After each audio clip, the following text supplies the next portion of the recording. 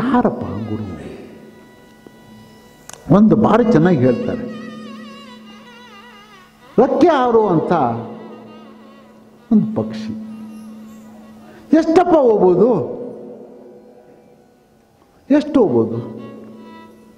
ಸ್ವಲ್ಪ ಮೇಲೆ ಹೋಗ್ಬೋದು. ರಣಹದ್ದುಗಳು ಇನ್ನೂ ಸ್ವಲ್ಪ ಮೇಲೆ ಹೋಗ್ಬೋದು, ಇನ್ನೂ ಸ್ವಲ್ಪ ಮೇಲೆ, ಇನ್ನೂ ಕೆಲವು ಇದ್ದಾವೆ. ಇಡೀ ಪ್ರಪಂಚವನ್ನು ಒಂದು ಸುತ್ತಾಕೊಂಬರೋ ಅಂಥ ಒಂದು ರೆಕ್ಕೆಗಳು, ಏನೋ ಪಕ್ಷಿಗಳು ಇದ್ದಾವೆ. ಅದ್ರ ಮೇಲೆ ಹೋಗೋಕ್ಕಾಗ್ತದೋ? ಇಲ್ಲ.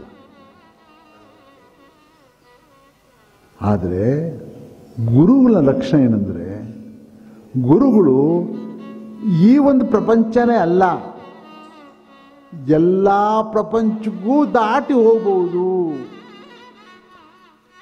ಎಲ್ಲಿ ಬೇಕಾದ್ರೂ ಹೋಗ್ಬೋದು. ಈ ಬ್ರಹ್ಮಾಂಡ ಬಿಟ್ಟು ಹೋಗ್ಬೋದು. ಈ ನಮ್ಮ ಸೂರ್ಯಮಂಡಲ ಇದೆಯಲ್ಲ, ಇಂಥ 100 ಸೂರ್ಯಮಂಡಲ ನೋಡ್ಕೊಂಡು ಬರ್ಬೋದು. ಆ ಅರಿವು ಯಾರಿಗಾಗಿರ್ತದೋ ಅವನೇ ನಿಜವಾದಂಥ ಗುರು, ಅವನೇ ನಿಜವಾದಂಥ ಪರಮಾತ್ಮ. ಅಂದರೆ ಪರಮಾತ್ಮ ಸ್ವರೂಪ ಅಂತ ಕರಿತೀವಿ. ಅವ್ರು ಮಾತ್ರ ತಾರಕ ಮಂತ್ರವನ್ನು ಕೊಡುವಂಥ ಶಕ್ತಿ ಅವರೊಬ್ಬರು ಮಾತ್ರ ಇದೆ, ಇನ್ಯಾರಿಗೂ ಇಲ್ಲ.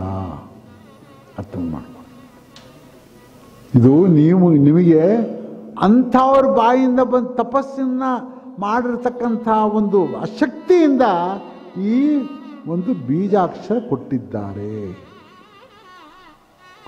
ಅದನ್ನ ದುರುಪಯೋಗ ಮಾಡ್ಕೋಬೇಡಿ. ಕಷ್ಟದಿಂದ ಮಾಡಿದ್ದಾರೆ. ನೀನೇನಾದರೂ ಹಿಂಗೆ ಮಾಡಿಬಿಟ್ರೆ ತಲೆ ಚಚ್ಕೊಂಡು ಏನಪ್ಪ ಮಾಡಲಿ, ಅಷ್ಟೇನಾದರೂ ಹೇಳ್ಬಿಟ್ರೆ ನೀ ತಿರ್ಗಾ ಮಾನವ ಜನ್ಮ ಬರ್ತದೆ ಅಂತ ತಿಳ್ಕೊಂಡಿದ್ದೀನಿ. ನಿಮಗೆ ಸ್ವಲ್ಪ ಹೇಳಪ್ಪ, ಚಿಂತನೆ ಮಾಡು. ತಿರ್ಗಾ ಬರ್ತದೆ ನಿಮಗೆ, ಮಾನವ ಜನ್ಮ ಬರ್ತದೆ ಅಂತ ತಿಳ್ಕೊಂಡಿದ್ದೀರೇನು? ಎಷ್ಟು ಕಷ್ಟ ಬಿದ್ದಿರಬೇಕು ಪರಮಾತ್ಮ.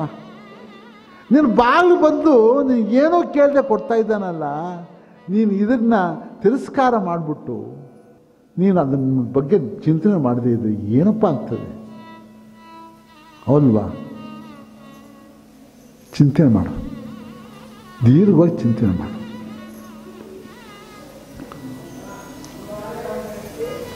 ಅಂಥ ಗುರುಗಳು ಇವಾಗ ಒಂದೊಂದೇ ಬಿಡಿಸಿ ಬಿಡಿಸಿ ಬಿಡಿಸಿ ಹೇಳ್ತಾರೆ. ಅದು ತಾತನವರಿಗೆ ಬರೆದಿರೋದು. ಅವ್ರು ಬರೆದಿರೋದು ಬಿಟ್ಟು ನಾನು ಯಾವುದೂ ಮಾತಾಡ್ತಾ ಇಲ್ಲ.